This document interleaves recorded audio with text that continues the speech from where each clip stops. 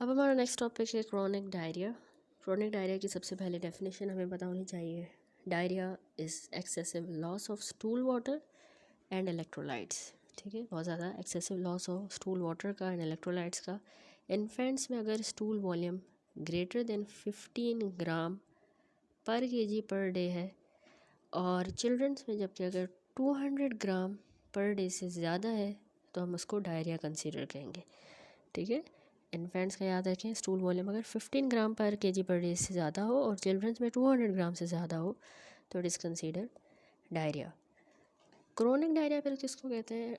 Chronic diarrhoea वो diarrhoea जो मोर than 2 weeks तक, 2 हफ्तों से ज़्यादा हो, और यूजुअली उसकी एटियोलॉजी नॉन इन्फेक्शस हो, कोई इन्फेक्शस वजह की वजह से ना हुआ हो। 2 हफ्तों से ज़्यादा डायरिया नॉन इन्फेक्शस कॉज की वजह से is known as chronic diarrhoea. Clinical findings chronic diarrhoea में जो स्टूल होता है वो वाटरी हो सकता है, फैटी या ब्लड भी प्रेजेंट हो सकता है स्टूल में। ठीक है, जब क्रोनिक डायरिया परसिस्ट करता है तो उसमें मैल एब्जॉर्प्शन सिंड्रोम होगा, उसमें मैल एब्जॉर्प्शन सिंड्रोम होता है। ठीक है, अर्ली मैनिफेस्टेशन क्या होती है मैल एब्जॉर्प्शन की? फ्रीक्वेंट बल्कि ऑयली स्टूल्स होगा, ठीक है, होंगे, यानी स्टीटोरिया होगा। उसमें मैल एब्जॉर्प्शन में वेट लॉस होता है और एपेटाइट ज़्यादा हो जाती है। ठीक है, तो ये इसकी अर्ली मैनिफेस्टेशन है। जबकि लेट मैनिफेस्टेशन में फेलियर टू थ्राइव, यानी सुधरेगा नहीं बच्चा, ग्रोथ एंड ये सारी चीज़ें, फेलियर टू थ्राइव होगा, मसल वेस्टिंग होगी, उसका प्रोट्रूबरेंट एब्डोमेन होगा और सिक्रेटरी इम्यून डेफिशिएंसी होगी। ठीक है, तो ये मैल एब्जॉर्प्शन की लेट मैनिफेस्टेशंस है। अब इस तरह के बच्चे जो होते हैं ना वो प्रोन होते हैं टू रिपीटेड इन्फेक्शंस, बार बार इनको इन्फेक्शन होंगे, इम्यूनिटी वीक है तो उससे उनकी फर्दर फिर मैल न्यूट्रिशन और ज़्यादा होगी। ठीक है, तो अब न्यूट्रिशनल डिसऑर्डर्स जो इस मैल एब्जॉर्प्शन की वजह से होते हैं वो कुछ स्पेसिफिक न्यूट्रिएंट्स हो सकते हैं, जैसे कि विटामिन डी की कमी की वजह से रिकेट्स होगा, विटामिन के, ये सारे फैट सोल्यूबल हैं, विटामिन के नहीं होगा तो उनको हेमरेज होगी, B12 और फोलेट की डेफिशिएंसी से अनीमिया होगा, आयरन की डेफिशिएंसी अनीमिया करवाएगी, कैल्शियम की भी मैल एब्जॉर्प्शन हो रही है, डेफिशिएंसी होगी तो हाइपोकैल्सेमिक टेटनी। ठीक है, ये कॉमन सी चीज़ें हम बार बार पढ़ते आते हैं, हमें आती हैं ये सब। तो अब सबसे पहले जो है डिस्कस कर लेते हैं क्रोनिक डायरिया में ऑस्मोटिक डायरिया। ऑस्मोटिक डायरिया का केस है 5 year old presents with the chronic diarrhoea. 5 साल का बच्चा है, उसको क्रोनिक डायरिया है। पिछले 1 साल से उसका स्टूल जो है वो 5 टाइम्स अ डे पास होता है, passing a loose watery stool हर बार। ठीक है, पिछले साल से उसको इसी तरह का स्टूल आ रहा है, दिन में 5 बार वो जाता है ना, यानी डायरिया है, और उसको लूज वाटरी स्टूल हर बार आता है। डायरिया जो है वो क्रैम्पी सेंट्रल एब्डोमिनल पेन के साथ होता है, स्पेशली जब वो खाना खाता है, खाना खाने के बाद होता है। He is taking excessive amount of juices with his diet, और discontinuation of juice for week results in complete improvement of his chronic diarrhoea. जैसे डाइट से जूस को निकाला गया तो उसका क्रोनिक डायरिया सही हो गया। तो ये एक टिपिकल ऑस्मोटिक डायरिया की एग्जांपल इन्होंने दी, ये केस बताया है। क्या होता है osmotic diarrhoea? Actually osmotic diarrhoea में जो डायरियल स्टूल की ऑस्मोलैलिटी है वो मेनली अनअब्जॉर्ब्ड या इनएब्जॉर्ब्ड ऑस्मोटिक लोड की वजह से होता है। जो भी चीज़ बच्चा खा रहा है वो अब्जॉर्ब नहीं हुई, जिसकी वजह से ऑस्मोलैलिटी स्टूल में ज़्यादा है। नॉर्मल कितनी होती है और स्टूल की ऑस्मोलैलिटी 280 से 330 मिली ऑस्मोल पर लीटर। ठीक है, 280 टू 330 मिली ऑस्मोल पर लीटर नॉर्मल होता है, स्टूल की ऑस्मोलैलिटी इतनी होनी चाहिए। लेकिन इस डायरिया में जो भी चीज़ खा रहा है वो अनअब्जॉर्ब्ड है, तो स्टूल की ऑस्मोलैलिटी ज़्यादा हो गई है, नॉर्मल से ज़्यादा है।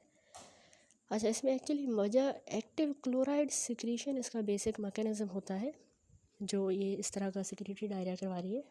एक्टिव क्लोराइड सिक्रीशन से होता यह है कि एक ऑस्मोटिक ग्रेडियंट क्रिएट होता है, तो उससे जो है फ्लूइड पैसिवली प्लाज्मा से इंटेस्टाइनल लूमेन में आ जाता है। ठीक है, जो भी फ्लूइड है, क्योंकि क्लोराइड लूमेन में है तो वाटर भी उसी को फॉलो करेगा। क्लोराइड की एक्टिव सिक्रीशन हुई है ना लूमेन में, इंटेस्टाइन्स में, तो वहाँ पे वाटर भी सारा उसमें आ गया लूमेन में, तो डायरिया हो रहा है। अब इसमें होती है मैल डाइजेशन। जो कार्डिनल साइन है मैल डाइजेशन का, कि सही से डाइजेशन नहीं हुई, उसका साइन होता है कि हमें स्टीटोरिया मिलता है बच्चे में।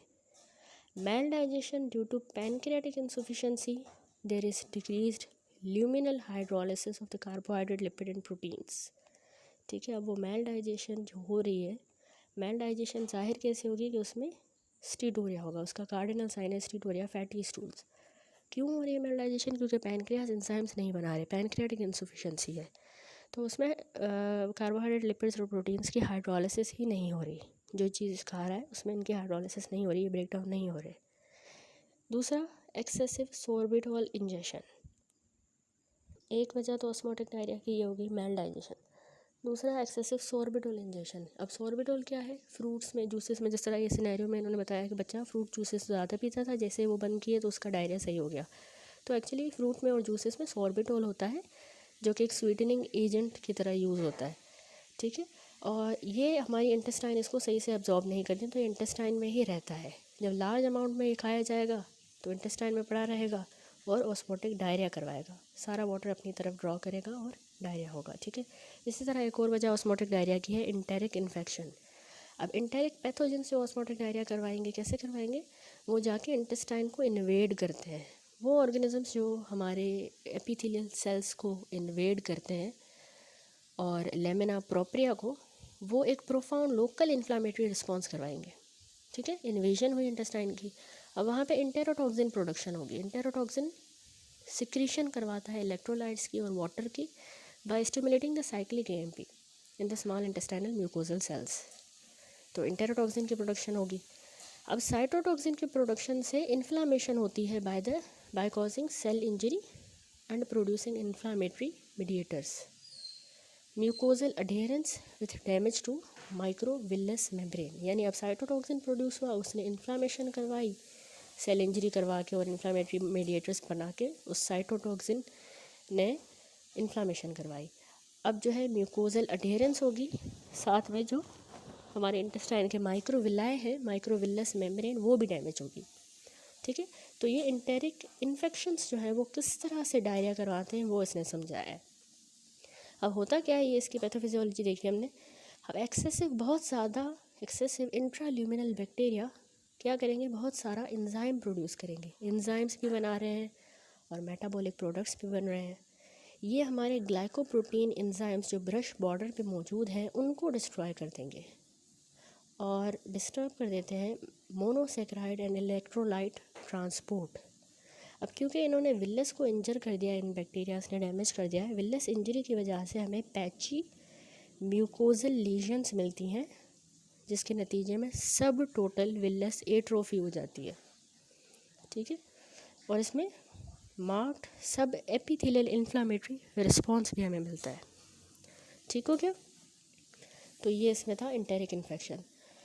एक और वजह ऑस्मोटिक डायरिया की है एक्स्ट्रा इंटेस्टाइनल इन्फेक्शन। अब इन्फेक्शन जैसे यूरिनरी ट्रैक का हो गया, अपर रेस्पिरेटरी ट्रैक का जैसे ओटाइटिस मीडिया स्पेशली, ये भी डायरिया करवाते हैं, इनमें भी डायरिया एसोसिएटेड होता है। तो उसको हम कहते हैं पैरेंटल डायरिया।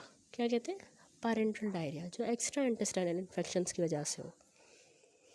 दूसरा है मेल न्यूट्रिशन। मेल न्यूट्रिशन किस चीज़ के साथ एसोसिएटेड होता है? मेल न्यूट्रिशन में एंट्रल इन्फेक्शंस की फ्रीक्वेंसी ज़्यादा हो जाती है, तो वो हमने देखा कि एंट्रल इन्फेक्शंस डायरिया करवाते हैं। अच्छा, मेल न्यूट्रिशन ऑब्वियसली देखें उसमें भी तो इंटेरल इन्फेक्शंस की फ्रीक्वेंसी बढ़ जाती है, तो उस वजह से हमने देखा कि ऑस्मोटिक डायरिया होता है। इसी तरह मेल न्यूट्रिशन के साथ ही बाइल एसिड की सिंथेसिस भी कम हो सकती है, तो डायरिया होगा। पैनक्रियाटिक एंजाइम का आउटपुट कम होगा, उसमें डाइसैकेराइड की एक्टिविटी कम हो जाती है और मोटिलिटी भी एल्टर हो जाती है। ठीक है, इसके अलावा इंटेस्टाइनल फ्लोरा में भी हमें चेंजेस मिलते हैं। तो ये सब भी जो है मेल न्यूट्रिशन के साथ एसोसिएशन है, तो इसलिए इसमें भी हमें जो है वो मिलता है ऑस्मोटिक डायरिया। एंड लास्टली इसने बताया है एंटीबायोटिक्स। अब सारी जो क्लासेस हैं एंटीबायोटिक्स की, वो भी डायरिया के साथ एसोसिएटेड हो सकती हैं। डायरिया ना एंटीबायोटिक थेरेपी को अकम्पनी करता है in the 60% of the cases. उसमें डायरिया जो है एंटीबायोटिक्स की वजह से होता है। अब कुछ जो एंटीबायोटिक्स हैं वो क्या करते हैं कि कार्बोहाइड्रेट के ट्रांसपोर्ट को डिक्रीज़ कर सकते हैं एंड इंटेस्टाइनल लैक्टेज लेवल। ठीक है, वो क्या कहते हैं, कार्बोहाइड्रेट के ट्रांसपोर्ट को डिक्रीज़ करते हैं और इंटेस्टाइन के लैक्टेज लेवल को, तो उससे लैक्टोज इंटॉलरेंस हो रही है, डायरिया होगा। कुछ एंटीबायोटिक्स जबकि नॉर्मल गट फ्लोरा को ही इरेडिकेट कर देते हैं और अदर ऑर्गेनिजम्स की आउट ग्रोथ करवाते हैं, ठीक है, तो उस वजह से डायरिया होगा। तो हमने देखा कि एंटीबायोटिक्स का भी रोल है ऑस्मोटिक डायरिया में। इसी तरह और भी फैक्टर है जैसे over eating, chronic non specific diarrhoea in the infancy, toddlers diarrhoea, irritable bowel syndrome. अच्छा, इसी तरह ओवर ईटिंग में क्या होता है कि उसमें रिलेटिव डेफिशिएंसी हो जाती है पैनक्रियाटिक अमाइलेज की in the young infants. Amylase जो है पैनक्रियाटिक अमाइलेज वो कम होगा, तो उसमें भी डायरिया प्रोड्यूस होता है आफ्टर द स्टार्ची फूड खाने के बाद। फ्रूट जूसेस और इंटेस्टाइनल इरिटेंट्स जैसे स्पाइसेस, वो फूड जो रफेज में हाई होते हैं तो वो भी डायरिया प्रोड्यूस करेंगे। ठीक है, तो ओवर ईटिंग भी लिंक्ड है ऑस्मोटिक डायरिया के साथ। इसी तरह chronic non specific diarrhoea of infancy, toddlers diarrhoea and irritable bowel syndrome. इसमें इसने समझाया है कि कोई एनाटमिक नहीं होता, कोई एनाटमिक इन्फेक्शियस इन्फ्लामेटरी या बायोकेमिकल कॉज होता है। डायरिया मोस्ट कॉमनली जो है इंसीडियसली होता है, कोई आइडेंटिफाइबल प्रिसिपिटेटिंग इवेंट भी नहीं होता इसमें, और इनको जो है नॉर्मल वाटरी स्टूल्स ही होंगे। कभी कभार डायरिया जो है अल्टरनेट करता है कॉन्स्टिपेशन के साथ। ठीक है, जैसे इरिटेबल बाउल सिंड्रोम में कभी डायरिया कभी कॉन्स्टिपेशन। अब डायरिया इसमें रेयरली ड्यूरिंग स्लीप भी हो रहा होता है। पेरेंट्स ऑफन कैसे डिस्क्राइब करते हैं कि बच्चे को फॉर्म्ड फूड पार्टिकल्स हैं, यानी पीज एंड कैरेट्स, जो डायरिया में फूड पार्टिकल्स आ रहे हैं, जिस तरह जो गाजर और मटर की तरह, और स्टूल में म्यूकस है। ठीक है, वेट गेन और ग्रोथ इसमें बच्चे की नॉर्मल होती है इरिटेबल बाउल सिंड्रोम में। तो यहाँ पे कंप्लीट हुआ ऑस्मोटिक डायरिया। उसके बाद आती है अगली टाइप क्रोनिक डायरिया की, which is the secretory diarrhoea. अब सिक्रीटरी डायरिया का इन्होंने केस प्रेजेंट किया है कि एक toddlers diarrhoea, a 15-month-old child presents with a 5-month history of intermittent diarrhea. He passes many stools per day containing food particles. Growth and physical examination is normal.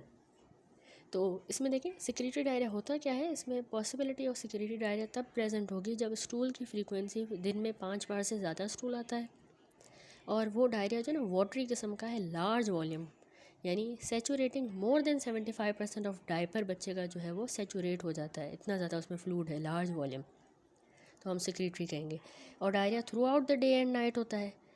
और अगर secretory diarrhoea आप suspect कर रहे हो तो बच्चा जो है उसको हमने हॉस्पिटलाइज करना होता है। कंप्लीट बाउल रेस्ट दी जाती है, कोई भी चीज़ ओरल खाने के लिए नहीं देनी होती। इसमें आईवी फ्लूइड दिए जाते हैं ताकि डिहाइड्रेशन करेक्ट हो।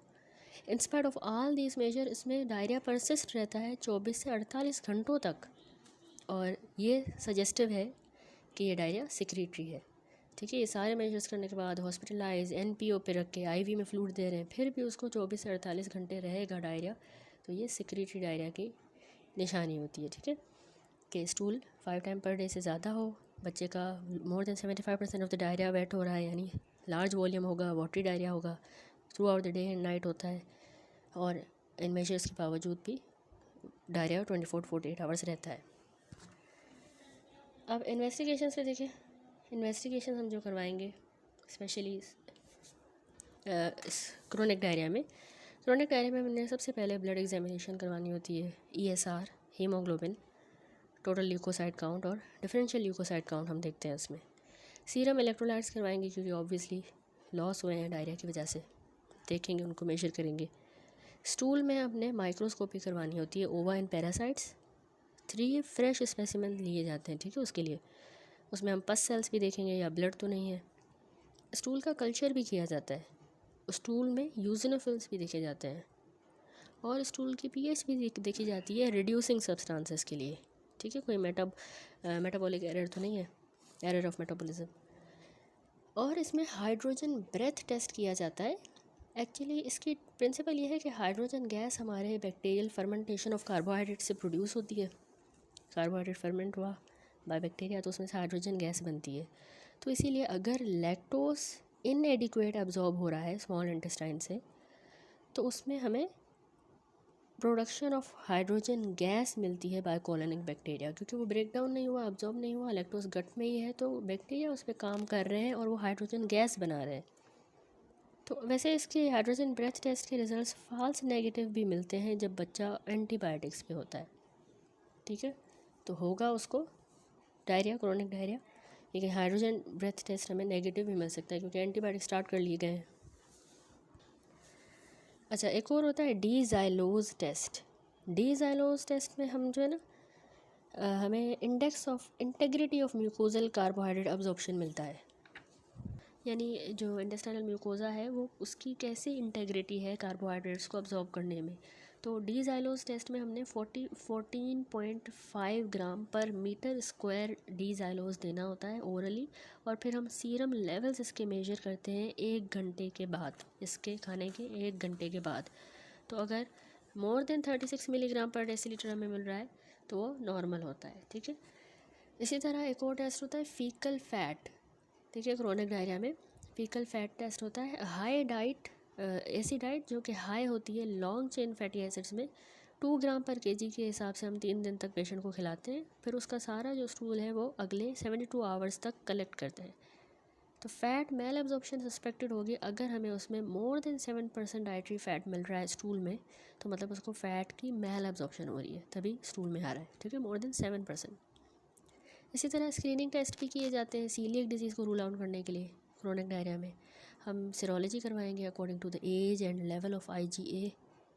स्वेट क्लोराइड टेस्ट करेंगे ताकि सिस्टिक फाइब्रोसिस के लिए अगर वो 60 मिलीमोल पर लीटर से ज़्यादा आ रहा है स्वेट टेस्ट में, तो और 2 सेपरेट ओकेजन पे, तो वो पॉजिटिव हम कंसिडर करेंगे कि इसको सिस्टिक फाइब्रोसिस है, उसकी वजह से डायरिया है। पर ओरल ट्रांसपाइलोरिक जेजिनल बायोप्सी ये सीलिएक डिजीज़ में इंडिकेट की जाती है, जार्डियासिस में और लिम्फेंजेक्टेजिया में हम बायोप्सी लेते हैं। सीलिएक डिजीज़ में जो है ना डुओडेनल बायोप्सी इक्वली डायग्नोस्टिक है। एंडोस्कोपी की जा सकती है, डायरेक्टली हम जो स्मॉल गट का म्यूकोज़ा देखेंगे, विजुलाइज करेंगे, कॉलन का, हेपेटोबिलियरी ट्रैक, तो वो भी पॉसिबल है एंडोस्कोपी के ज़रिए, और उसी फिर हम साथ ही बायोप्सी भी ले लेंगे। तो वो एक्चुअली अल्सरेटिव कोलाइटिस में हेल्पफुल है और क्रोहन डिजीज़ की इन्वॉल्वमेंट में, ठीक है। तो ये हो गए। अब मैनेजमेंट देखें क्रोनिक डायरिया की। क्रोनिक डायरिया की इवैल्यूएशन में हमने सबसे पहले कैटेगराइजेशन करनी होती है डायरिया की, दूसरा इंडिविजुअलाइज्ड डिफरेंशियल डायग्नोसिस भी इस्टेब्लिश करनी होती है, और अप्रोप्रिएट लैब टेस्ट यूज़ करने होते हैं, और कुछ केसेस में एम्पिरिक मैनेजमेंट करनी होती है ताकि हम करेक्ट डायग्नोसिस पे आए।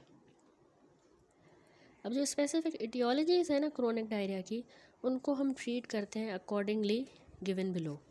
जैसे अगर इन्फेक्शियस वजह पता चली है तो बैक्टीरियल इन्फेक्शन को हम एंटीबायोटिक से ट्रीट करेंगे, जार्डिया लैम्बलिया को हम मेट्रोनिडाजोल दे के ट्रीट करेंगे, ठीक है। अगर पोस्ट इन्फेक्शियस डायरिया है तो इस तरह के पेशेंट्स जो है ना एलिमेंटल फार्मूलाज को रिस्पॉन्ड करेंगे, जैसे कि हम उनको प्रेजेस्टिमिल देंगे, न्यूट्रामिजन, ये उनकी अब्जॉर्प्शन को इम्प्रूव करेगा। उनका जो डैमेज्ड इंटेस्टाइनल एपिथेलियम है ना, वहाँ से ये एलिमेंटल फार्मूलाज अब्जॉर्प्शन को इम्प्रूव करेंगे, ठीक है, पोस्ट इन्फेक्शियस डायरिया में, क्योंकि डैमेज हो गई है इंटेस्टाइन, तो ये फ़ायदेमंद है एलिमेंटल फार्मूलाज। लैक्टोज इंटॉलरेंस अगर वजह पता चली है तो एक बार अगर डायग्नोसिस इस्टेब्लिश हो गई है तो उसमें फिर हमें डाइटरी एक्सक्लूजन करनी है कि इसको बिल्कुल भी लैक्टोज़ नहीं देना, ठीक है। लैक्टोज कंटेनिंग फूड की एक्सक्लूजन डाइट में ना हो। Lactose free formula temporarily use किए जा सकते हैं ड्यूरिंग द अक्यूट इलनेस। इसी तरह अगर मिल्क प्रोटीन एलर्जी है तो वो GI के सिम्टम्स रिजॉल्व हो जाएंगे अगर ऑफेंडिंग एजेंट को रिमूव किया जाए। अगर इरिटेबल बाउल सिंड्रोम वजह निकली तो उसमें थेरेपी में हमने क्या करना होता है, हाई फाइबर डाइट देनी होती है, फाइबर की सप्लीमेंट्स और बिहेवियरल मॉडिफिकेशंस। अगर सीलिएक डिजीज़ है तो सीलिएक में फिर हम ग्लूटेन फ्री डाइट जो है वो उसको देंगे कि आपने लाइफ लॉन्ग उसको ग्लूटेन फ्री डाइट देनी है।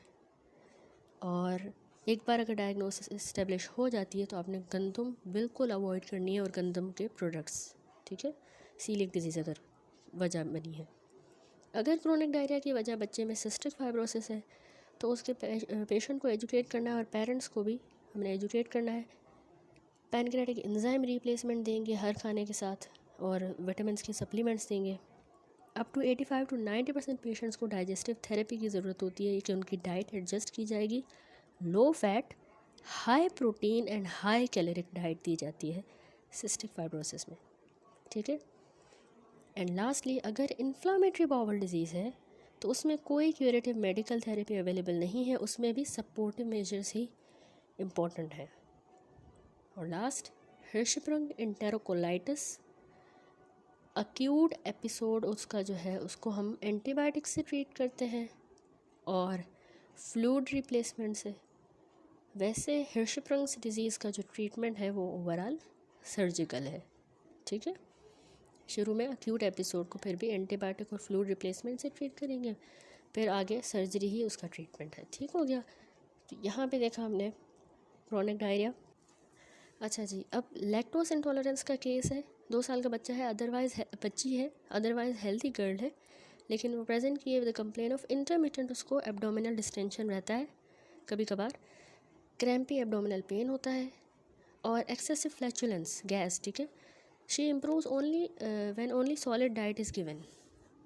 She improves only when solid diet is given. Symptoms are apparent when she drinks excessive milk, ठीक है। ज़्यादा मिल्क पीने से ये सिम्टम्स ज़्यादा हो रहे हैं, abdominal distension, crampy pain and excessive flatulence. तो ये एक टिपिकल केस है लैक्टोज इंटॉलरेंस का। सबसे पहले तो बताऊं कि एक होती है प्राइमरी लैक्टेज डेफिशिएंसी, दूसरी सेकेंडरी लैक्टोज इंटॉलरेंस होती है। प्राइमरी में जो है ना कंजेनिटल लैक्टेज की डेफिशिएंसी होती है, उसमें ना जब कंजेनिटली उसमें लैक्टेज एंजाइम नहीं है इंटेस्टाइन्स में बच्चे में, तो उसमें जैसे ही वो लैक्टोज से एक्सपोजर होगा मिल्क में, क्योंकि लैक्टोज होता है, मिल्क पिएगा, लैक्टोज एक्सपोजर होगा तो उसमें सिम्टम्स होंगे।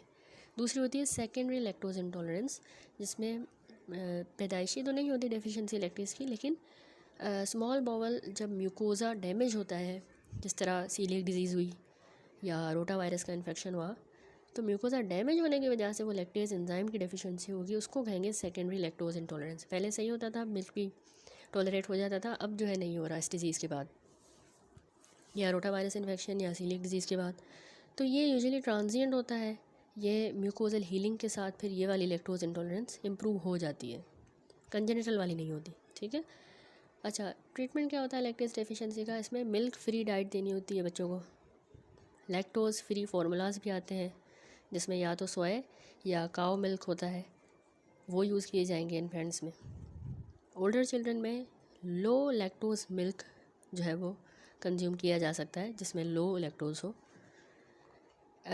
एडिशन ऑफ लैक्टेज यानी एंजाइम की एडिशन की जाए डेयरी प्रोडक्ट्स में, तो उससे भी सिम्टम्स इम्प्रूव होंगे। योगर्ट में बैक्टीरिया होता है जो कि लैक्टेज एंजाइम्स को प्रोड्यूस करता है, तो इसीलिए योगर्ट भी बहुत से पेशेंट से टॉलरेट हो जाती है जिनको लैक्टेज की डेफिशिएंसी होती है, योगर्ट भी अच्छी रहती है उनमें।